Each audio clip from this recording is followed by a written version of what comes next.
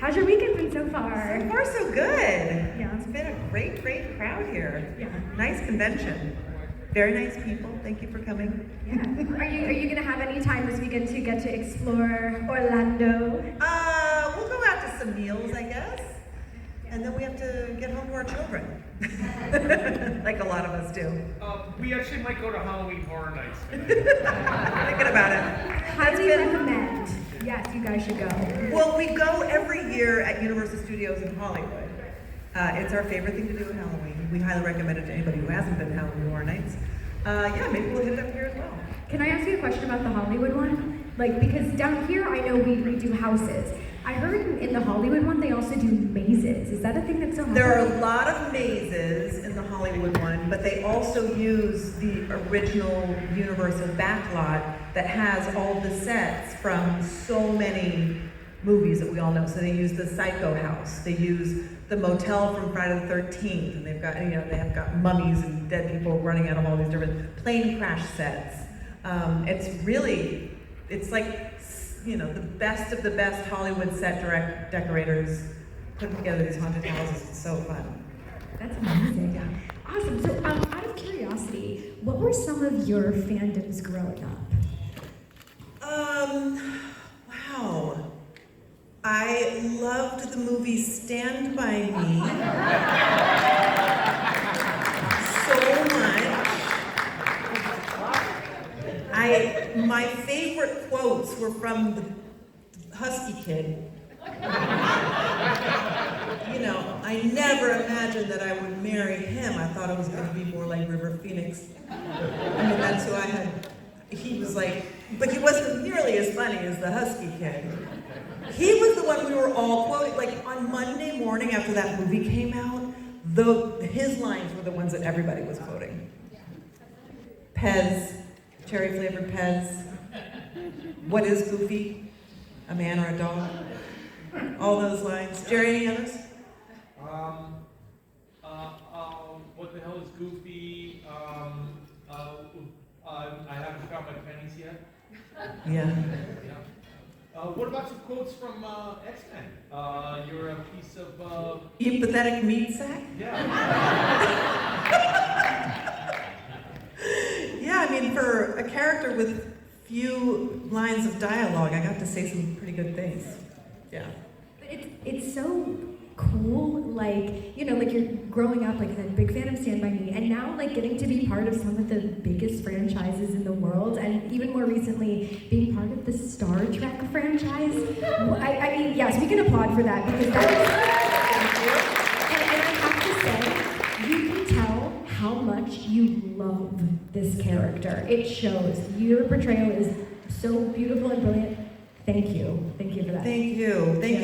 Yeah, thank you. I was a huge fan of the original series growing up. I was introduced to Star Trek by my mom, who's no longer with us. That was about 6 years ago. But we watched reruns of the original series every night, and it was a show that sparked a lot of conversation between my mom and me, and whether or not we're alone in this universe, which of course we're not, as my mom used to say. That would be egocentric to think that. And it sparked a lot of other conversations about humanity and hope and optimism and the future, and what it would mean to live hundreds of years in the future without, the very human things that keep us bound to Earth. It really, she helped, which I think what mothers do best, open my mind to the possibility of otherness. Yeah, and Star Trek means a lot to me. I got married about 5.5 years ago, and I kept my maiden name, which is Riker. I just can't change it. Why would you change that? We don't. You should have taken your last name. I kept my name too. Yeah, that's great. We're allowed. Girl power. I also wonder, what is it like playing such a wonderfully strong female character as well? It's really important to me, especially as mother of girls. A lot of my jobs take me away from my daughters, sometimes for months at a time, and it's really important to be able to create something that they can see and appreciate. And, before Star Trek, I've also played some other very strong female characters, also sort of within the sci-fi comic book world. And I think they're the most fun characters to play. There are a lot of great female characters these days, but in the sci-fi comic book genre, they're the best. And it's really fun to show to my daughters. And what is it like working with such a wonderful cast? And just everyone is so phenomenal. It's not, I mean, I love my cast. We all love each other so much. We spend a lot of our downtime together. We love to come to these conventions together. But it's also the entire franchise from the other shows. You know, we all kind of overlap. And Jonathan Frakes, Riker, is a very, very close friend who directs a lot of our episodes on Strange New Worlds. I actually met him not just on Librarians, where he was our directing producer and directed many of our episodes on Librarians. I met on a show before that called King and Maxwell. So we go back 4 shows together. And not too long ago, and I apologize if I'm pronouncing the name wrong, but you were also on your social media recently talking about, the talented writers and directors, and I totally appreciate the fact that you're also, giving them their kudos. And you mentioned Akiva. Akiva Goldsman, yes. Yeah, so can you tell us a little bit about working with Akiva? He's brilliant. I just think that he and Henry Alonso Myers, our 2 bosses, our 2 showrunners on Strange New Worlds, really unlocked something special with our series that represents the Trek universe really, really well. Like, they really understand. It's almost like, I think, going back to the Mission of the Week episodic original format, like the original series, and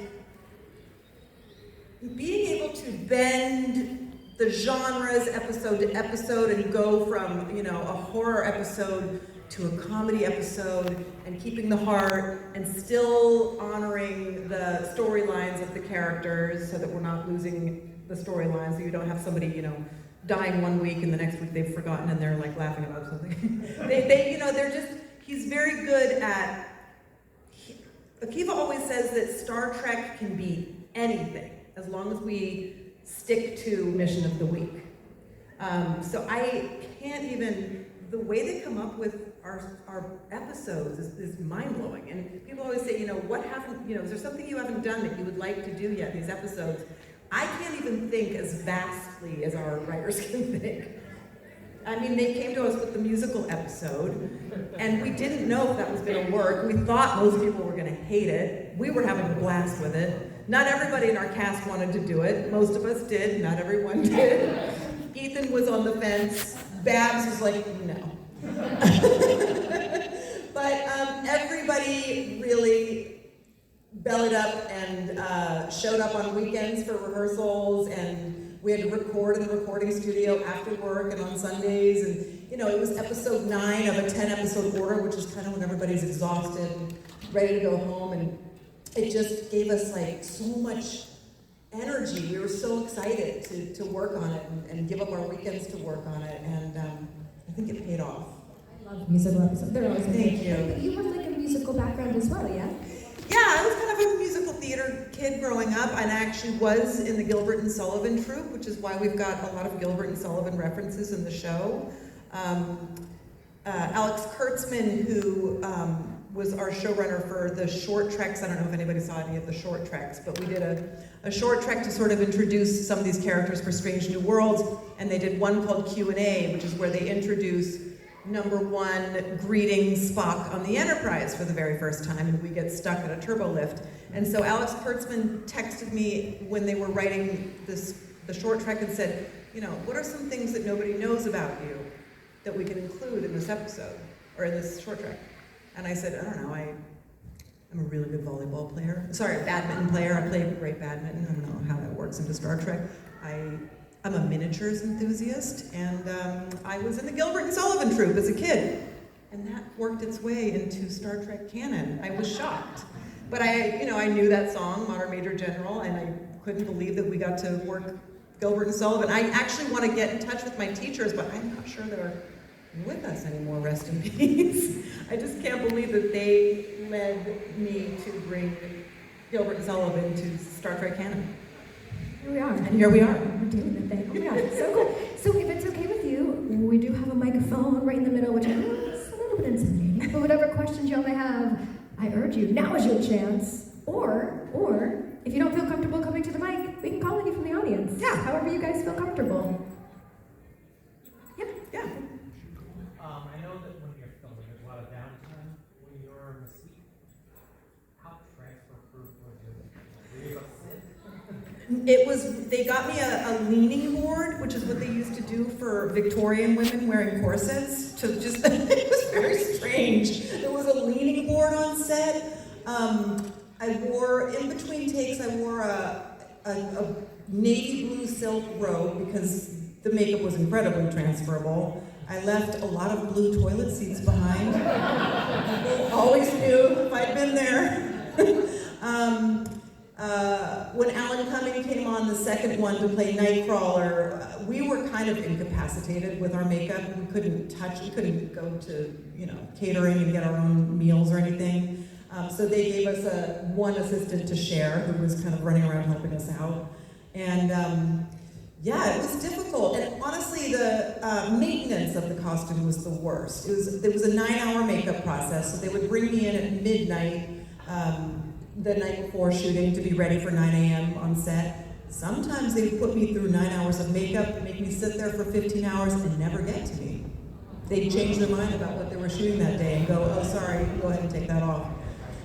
And I would have to work for 24 hours straight because I would be in makeup for 9 hours, and then I would work for like 15 hours, and then it would take another 2 to 3 hours to take it off. And there was about 75% of my body was covered with prosthetics, so there was nowhere for the sweat to go. So if I worked too many hours or 2 days back to back, I would blister underneath the prosthetics. So they had to give me a day off in between for my skin to recover. Whoa. So what were you doing during that 9 hours? So the 9 hours I had to be, there was only, they bring me in at midnight, which of course is when your body does not want to be working. There was only one section where I could sleep, which is when they were working on my back. Other than that, I had to be, standing up, arms up, bend over, all of it. I had to be really helping them out. The application of the costume wasn't terrible, because every time they finished it, I would look in the mirror and go, this is the most beautiful costume I've ever seen. It really was. It was so spectacular. It was the maintenance of it, the constant upkeep, because the pieces, the prosthetics would slide. And it's so funny, a lot of the shots that I signed here today, you can see that they hadn't touched me up before they took those pictures, because that was like in between scenes when I had some downtime. There's like a little tiny halo of skin around a lot of the pieces where it was like, it would slide a little bit. And it would slide just because of what I ate the day before. I mean, even if I had like a couple sips of wine the night before, it was just enough oil on my skin that would make the prosthetic slide. It was very specific. So yeah. Did you look cool? But it was really good. It was a really good costume. Yeah, it was great. So good. Here, you guys share a mic if anybody has a... Oh, you're so sweet. It's like Donahue this. All right, here we go. We have a question. Who are you and what's your name? Andrew. And where are you from? Florida. So, Okay, here we go. Andrew has a question. I love what you wrote in Howard Stern. Loved it. Is that a question?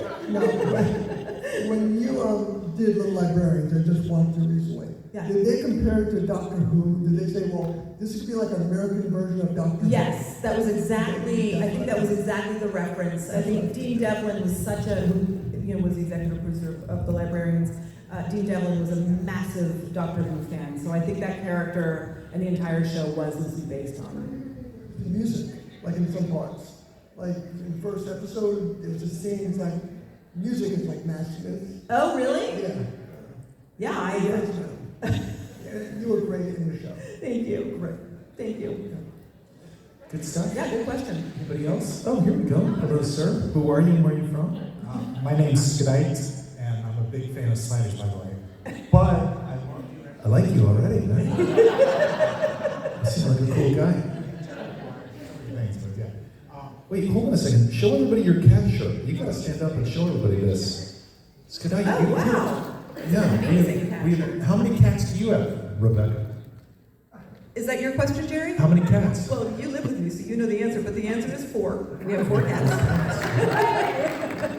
I have 3, and then I have 2 outside that I feed. That just Oh, like nice. move around. Yeah. Okay. Here, show everybody your cat shirt. Come on. Check it out, everybody. It's Cat Peter. Oh, it's Cat Peter. Yeah. I love it. Anakin Cat. Anna Cadet. Have a seat and ask Rebecca your question. For Mystique, Yeah. would you ever do it again? Like if they called you back, or if they, if you had all the mindset of how crazy it was going to be, would you be like, no? No, I mean I did 3 movies, and then I cameo in the 4th, but I like to say I'm always open for business. Sure. Like even with the knowledge of how crazy it was and everything, you'd still. I would, yeah. Yes, I would. I think Jennifer Lawrence did an entirely different costume than me. I think it looks different than mine did. So yeah, I would go back to the version that I did. It was worth it. Good stuff. Anybody else? Oh, here we go. We got some in the front row over here. Here we go. Ma'am, who are you and where are you from? Thank you. Yeah, a lot of compliments about me. Yeah, we just I'm famous too. I'm famous. Yeah. Oh, if anybody has any questions about me, yeah, sure, I'm willing to answer it. So, jump in on your The panel answer here. is we saw Toto in concert last week. Yeah, How was it? At the Hollywood Bowl. It was amazing. So both of us are big Hallmark fans. Okay. And we loved the movie that you did together. Love lots. And do you plan to do anything in the near future together? We have actually worked on each other's projects. I think almost every single show we've ever been on. Yeah, I haven't been on Star Trek and I haven't been You are in on X-Men, Lower Decks. but whatever. Lower Whatever. Decks. Yeah, I Remember understand that. Sure. Oh, I was on the Librarians, I was. Yeah, it was Lancelot on the Librarians. I wasn't on any Sports Illustrated covers. I That's wasn't. true. I didn't know you back Didn't then. invite me there, so that's kind of weird. This is awkward. No. We would like you to do more Hallmark movies. Yeah, we had a lot of fun doing those. Yeah, we do. It was a really good time. Until we got into a fight on set. There was a little fight. There was. Jerry was trying to direct me. Yeah, we had a director that wasn't Jerry.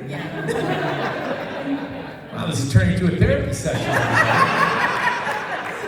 We're going to couples therapy after Fanboy Expo. This is awkward. Wow, how crazy if right after this panel we announced our split. That would be fun. That would make the next Hallmark movie starring us. Yeah. Very awkward. We could call it Fanboy. Yeah. Banana Split. Yeah. Banana Split. All right, that was good. I think we got through something. Thank you so much for bringing all that up. Honey, you have any other issues for me? We got to be Superman and Lois Lane in the DC Oh, yeah. animated movies for 5 of those. That was A fun. lot of fun. We showed those to our daughters, The Death of Soups. Oh man, they cried. Yes. I think they were too young for those movies. Well, how about besides the obvious of being married, what is your favorite thing about working together? Well, we just Wow, you're taking, your voice really went up a lot locked up there, honey. It's,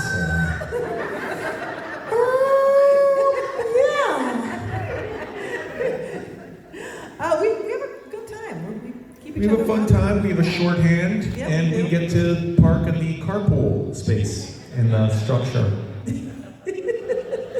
Anybody else? All right, Mr. Sir with the Gandalf beard, here we go. Do you have any fun anecdotes about your husband, Jerry O'Connell? Do I have any fun anecdotes? I mean, from just today? I've got a good one from just today. I've got a good one from lunch. Do you want to hear it? Yes, absolutely. Barbara Eden was hungry, and there was absolutely no food. And I mean nothing. There was no food. And Jerry couldn't wait to get up and go and get Barbara Eden food, so he went out and got it. He got it. Yeah, I've got great Jerry anecdotes all day long. It was just a Nathan's hot dog, it wasn't like anything. She was thrilled, and I think you were too. You got to FaceTime with her and let her know what the toppings were. Yeah. I think that was fun. This is all true, this is all true. Well, absolutely fabulous story. All right, enough about me. This is her panel. Anybody have a question? Here we go, young lady. Oh, coming around this gentleman. Oh, we're touching legs. We're touching legs. Rubbing thighs. Rubbing thighs. Young lady, who are you? Where are you from? I'm Sophia, and I'm from St. Pete, Florida. Okay, Yeah, nice and place. I want to know how you got into acting in your first job. Well, I was an actor as a kid, just, at school. And like I said, in the Gilbert and Sullivan troupe. So I think I started when I was about 10 and did, lots of shows in high school all the way through. And then totally unexpectedly, after 1 year of college, I went to UC Santa Cruz, took a total left turn, and somehow ended up modeling in Paris.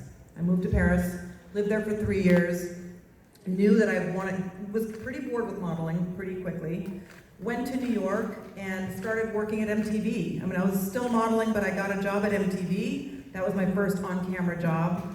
And then I got an audition for Friends, which was the height of that show's success. It was very popular at the time. I was a huge fan of the show, so I was very nervous auditioning for that show. I got the job. It was my first paid acting job. And very quickly got asked to audition for the first X-Men. And that's that. Yeah. Wow. But there was a lot of, there's a lot of work that goes into, I auditioned for a lot of commercials when I was in New York. There's a lot of pounding pavement and just running from audition to audition, audition, audition. And by the time I got to LA, I was working with a coach, and I joined a class, and there's a lot of work that goes into it.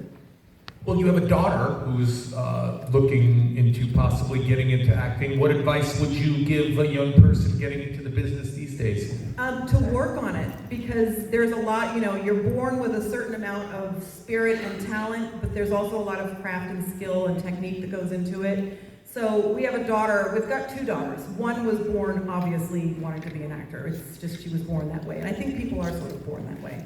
And so she's got a lot of raw talent. She does all the shows at school, and she's been doing that since she was about 5 years old. But we're encouraging her to go to class now and work on the technique part of it.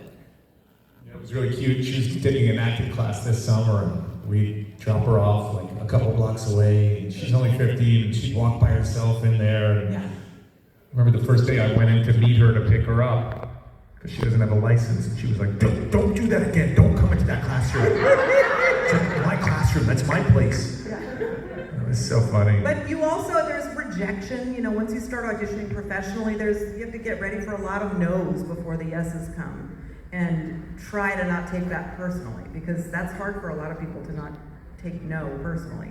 Sometimes you're just not what they're looking for. I mean, it's funny, actually, modeling set me up a little bit, because I got enough no's as a model that I was like, well, it's just the way I look. If I'm not what they're looking for, then I'm not what they're looking for. And so by the time I became an actor and the answer was no, I sort of applied the same thing. I was like, I'm not what they're looking for. It'll be the next one, maybe. You just keep going. It requires perseverance, too. A lot of perseverance, and you just keep going back. You keep going back, and you keep working to be better. No. See, I'm helping her. Yes. No. Next time. See, I'm helping her career. The next husband will be better. Then you're shot. Next time. I was gonna say one of my favorite quotes is, "You could be the ripest, most juiciest peach in the world, and there's still people that aren't gonna like peaches." That's right. Right? You'll never be loved by all, ever. You know what I mean? So you just keep doing you, and you keep working to get better, and you have to just be. You just have to persevere. What kind of sickos don't like peaches? What's the matter? I don't know that. Some By the way, please tag me in all these videos, please, everybody. I need followers badly, okay? Oh, we have a question over here. Great question. You're doing a great job. by the way. Moving, thank you so much. Yes, thank This you. is, you're just saying you don't like peaches? Okay, that's your opinion. Anybody else? We have a question over here from this It's the gentleman. fuzzy skin, isn't it? Sorry, fellas. It's Look the at his fuzzy legs rubbing up skin. against each other. I apologize. We're touching. Yes, sir. How are you? You look like a real outdoorsman. Yeah, thanks. She and I are big Star Trek fans. We go to conventions in Vegas many times, dressing up 7 outfits each. Wow. Question is, on Strange New Worlds, are they going to do another singing one? I wasn't real crazy about it. I know she loved it. I didn't. You know what? I was sure when we did the musical episode that, again, we weren't going to be loved by all. You're a perfect example. Not everybody loves musicals. But I do think they did a good job, and I think you must agree that they did do a good job still keeping it within the Trek world, still making it the mission that we had to solve that week, right? It was a mission that had to get solved, yes. Yes. But the singing portion. You didn't like the singing parts. Yeah, you know what? Hey, some dudes don't like peaches. What are you gonna do, man? There we go. Thank you. Sorry? You got us something to eat, but. Oh, he has a picture of him and Barbara Eden. They were 50 years ago. Oh, wow. lovers back in the day. All right, maybe we should take this offline, sir. Oh, this is getting racy. You're talking about juicy peaches and dating Barbara Eden? I don't know if they would do another musical episode. Probably that was a one and done, but you never know. I don't know. Maybe we'll do it live someday. You do not have to come. Here we go.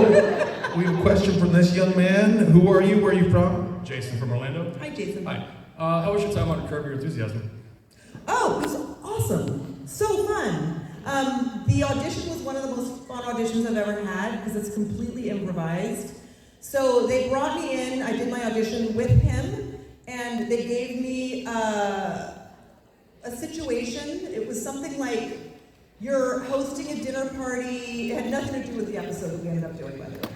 You're hosting a dinner party, and there are 11 people coming to the party, but you only have 10 chairs. And so one chair doesn't match. And that's the chair that he's supposed to be sitting in. And he doesn't like it, so he comes and confronts me about it, and I have to come up with a reason why there's an extra chair that doesn't match the set. Anyway, it was really fun.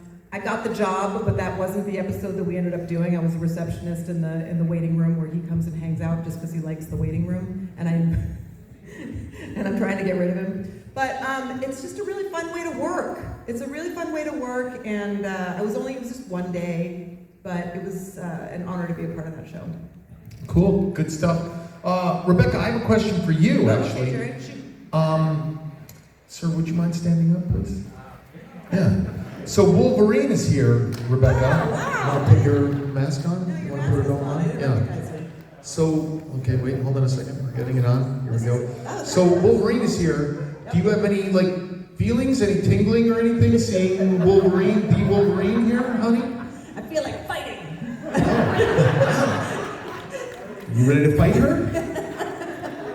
Can you see through that mask? I can. Okay, good. Here, come up and take a picture of us, will you? Somebody tag us, will you? Look, this is when Wolverine did, met Mystique here at Fanboy Expo. Sorry.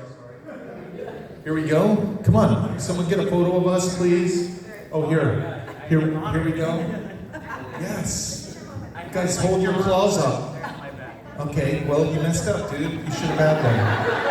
All right, that was your shot. Mystique could have taken you there. Oh, we have a question. I have a healing factor too, You have oh, right, the healing factor, right. Young lady, who are you? Where are you from? I met you earlier. Yes. How you doing, Jerry? How you doing? I'm Cassandra, and I live in St. Cloud, Florida. Okay. You have a question for my I wife? do. I know that they showed a couple of clips for the upcoming season of Strange New Worlds, and you are a Vulcan. Well, not everybody was a Vulcan. So we have a season 3 coming up. We don't have a release date yet for Strange New Worlds. We're very proud of our 3rd season. We didn't think we could outdo season 2, but I think we did. And so yes, they've leaked a couple of scenes from an episode where some people on the ship turn Vulcan. Some of those people prepared for that role of being. Well, I know that they all talked to Ethan Peck, who plays Spock, quite a bit. The difference is they were all playing full Vulcans, and Spock is still half human. So without revealing too much of what happens in that episode, I think most of what happens with them, because I don't think any of us were expecting the brand of Vulcan that they would become. So Pike becomes Vulcan, and I don't think, especially Una, was prepared for the Vulcan that Pike was going to be. And It's ridiculous. I mean, Anson Mount is extremely funny, and his brand of Vulcan was very strange. And they are all way more Vulcan than Spock has ever been. So it was fun. But they took tips from Ethan. There are very specific rules about being Vulcan and how to speak and how to think, really. So, and there's a surprise person in that episode that I can't share who really needed a lot of help from Ethan, and because that person also plays full Vulcan, and that person really relied on Ethan. I was there for all of that development, and it was something to behold. Yeah, it's great. It's a really good episode. I have a question for someone in our audience here. Sarah, you actually know us personally. You want to talk about our relationship with Rebecca and I? So I was her tour guide 13 years ago at Disney. You want to talk about how we were as a family? Any complaints? I mean, just get them out now. Any notes? Any notes? They were my very first high-profile tour. Oh, really? You don't think you'll like that? Did you tell us that? No, I don't think I did. No, I was only a guide for like 6 months before that. So. And we never would have guessed. I mean, what were your impressions of our family? I'm sure you saw a couple of fights. No, I just saw no fights. Y'all are amazing. I just remember, I think the one thing I remember the most is the girls hiding under the table from the princesses. Oh, that's right. That we stood in line for a long time to meet the princesses, and then our daughters got scared and wanted to go away. Yeah, and then I was yelling at them, do you know how much this costs? Do you know how much this costs? Get out from under the table. You're gonna meet Ariel. You're gonna meet Ariel, and you're gonna take a picture with her. Get out from under that table. Papa, no, you get out. I think we have time for one more question. One more? How are you, by the way? I'm Jerry. I'm her husband. It's so pretty. Can we get a round of applause one for more Jerry? question. Doing a great job. Look at this. Here we go. Rest in peace, Donahue. I'm like, by the way, let's do this for every panel up here. Sir, who are you? Where are you from? Xavier from Kissimmee. Okay. It's Kissimmee, but it's spelled Kissimmee, right? I don't know. I'd call it Kissimmee. It's got kiss in it, but it's Kissimmee. Kissimmee. Okay. Okay. Can we expect you in any future X-Men films? Oh, good question. Good question. Well, again, not until they call me. Okay. So. That was a short one. Do we want one more? All right, we got one more. Oh, Wolverine. You ready for this? Only if you put on the knuckle things. I want you to ask it as Wolverine. And get the blades. What do we call them? The razors, the blades, the claws. Sorry? The claws? Adamantium claws? That's the metal?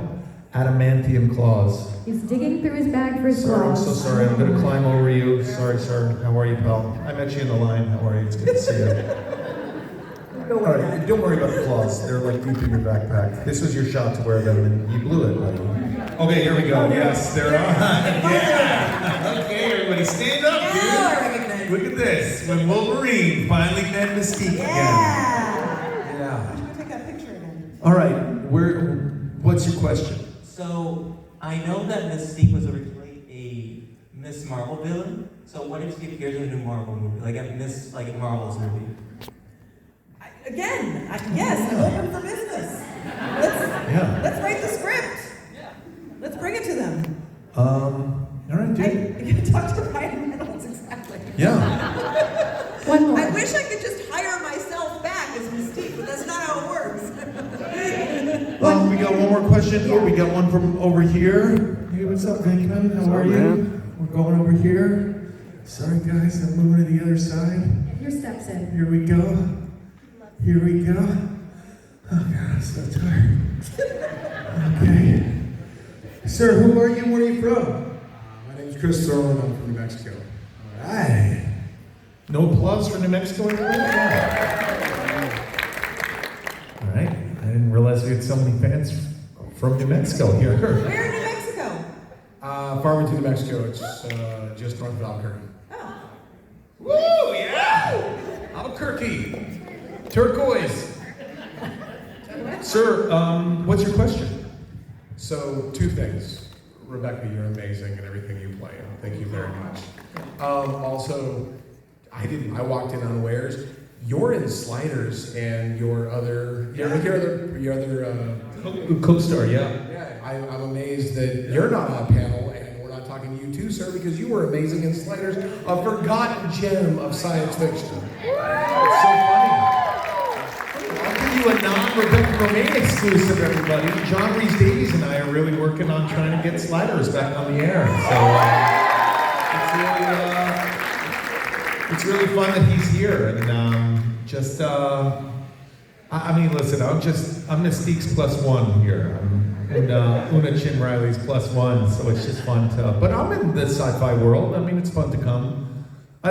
We love coming to these things because so much of our lives is done on set, and then you do an interview, and sometimes it's even just done through Zoom these days. So this is the only time we really get to run into members of Starfleet and all that stuff. I mean, this is, we get as much out of this as you all do, maybe even more. So it's our pleasure. It's a really good time.